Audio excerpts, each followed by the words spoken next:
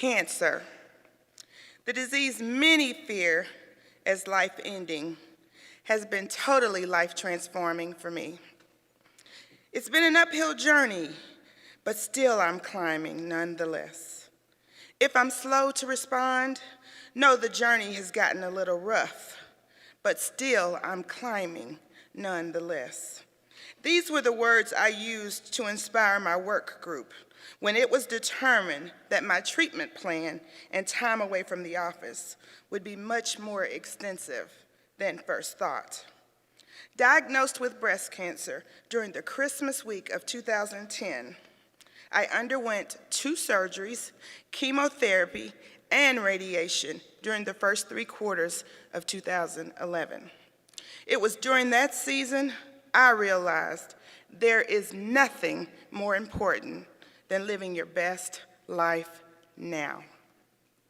I became clear on those things which were most important to me: inspiring others through my experiences, motivating others to follow their dreams, living a healthy lifestyle both physically and emotionally, spending quality time with my family, and contributing to the cures and cares of other cancer survivors.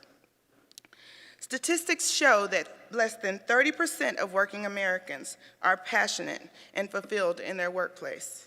In this, my second act, I have made it my life's mission to turn those statistics around, with special emphasis on those of us privileged to wear the title survivor.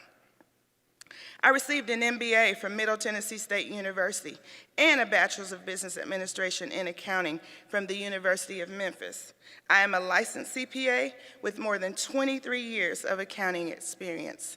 Yet, this past November, I left the comforts of FedEx Corporation, a Fortune 100 company, to pursue my passions and aid others in discovering and pursuing theirs. Through my company, Master Your Passions Incorporated, I now facilitate workshops and coach others with special emphasis for survivors, helping them to see themselves as remanufactured rather than damaged goods. As a certified facilitator of the New York Times bestseller, The Passion Test, I lead others to let go of limiting beliefs and discover the things that are most important to them. In this arena, my unique contribution is inspiring and expanding other survivors to the greatness that's already within them. I accomplish this through the Passion Test 3-step formula: setting intentions on the things which are most important, giving the proper attention to them, and creating no tension by learning to stay present in every situation, and surrendering when you've done all you know to do and you are humanly able to do. Secondly, I began walking to combat the painful side effects of my second set of chemotherapy treatments. This led to the creation of a team of 3, the Sisters for Life, which I have led since 2011. We have walked more than 5,000 miles collectively, including training and fundraising walks in 3 states, raising more than $20,000 toward cancer research and treatment. I completed my first 30 miles in the Atlanta 3-day just 4 weeks after the completion of 35 radiation treatments.